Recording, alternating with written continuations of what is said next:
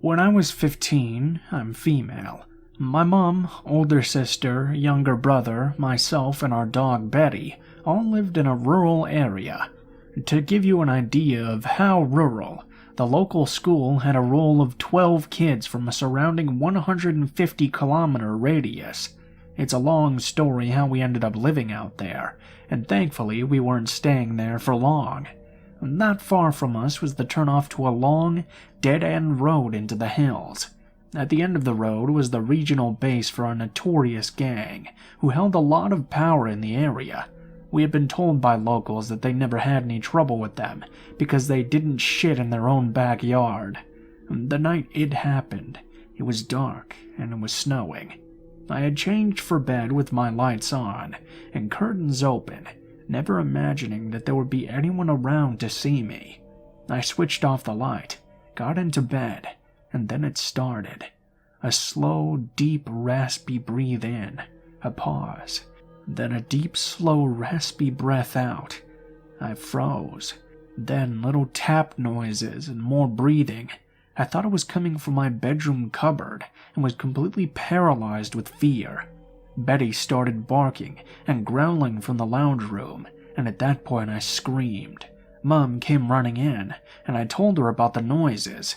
She told me I was being ridiculous, and that there was probably a possum outside, that they made all kinds of strange noises. She said she would take Betty out and scare it away. 2 things to note before the next part. First, Betty was a very gentle, medium-sized dog, who was about as terrifying as her name. She barely barked, and before that night I had never heard her growl. Secondly, my mom never swears, and normally finds it incredibly offensive. So I heard her put Betty on the lead and open the back door. Then I heard simultaneously Betty making the most aggressive noises I've ever heard from an animal, and my mom screaming, "Who the fuck are you?" There was a scuffle, and then a loud slam. I ran into the corridor and could see my mom pale and terrified, Betty with her teeth bared, snarling and trying to get to a man on the other side of the glass door. A huge man, covered in blood, with a disfigured face and a look in his eyes that was just...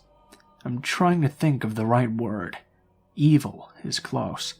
I guess you could say that it was just obvious that he meant us all harm.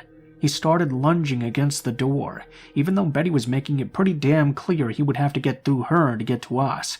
I started screaming to call the police, which was ridiculous given our location. Mom passed Betty's lead to my sister and ran for the phone screaming out, "I'm calling Jack! I'm calling Jack!" Jack was the nearest farmer to us. Suddenly the man turned around and loped off. Jack turned up an hour later. He had come across the man who was clearly on some sort of drugs. In retrospect, I'm guessing meth. He had crashed his car into the ditch by the turnoff.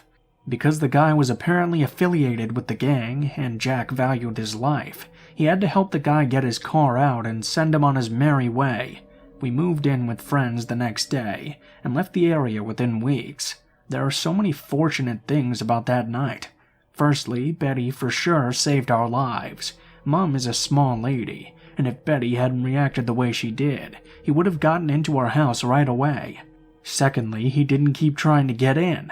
There was a flimsy door, and I know dog attacks are nothing to snip at, but the guy was bloody ginormous and probably in a drug-induced psychosis, so I don't like to think about what could have happened if he got in.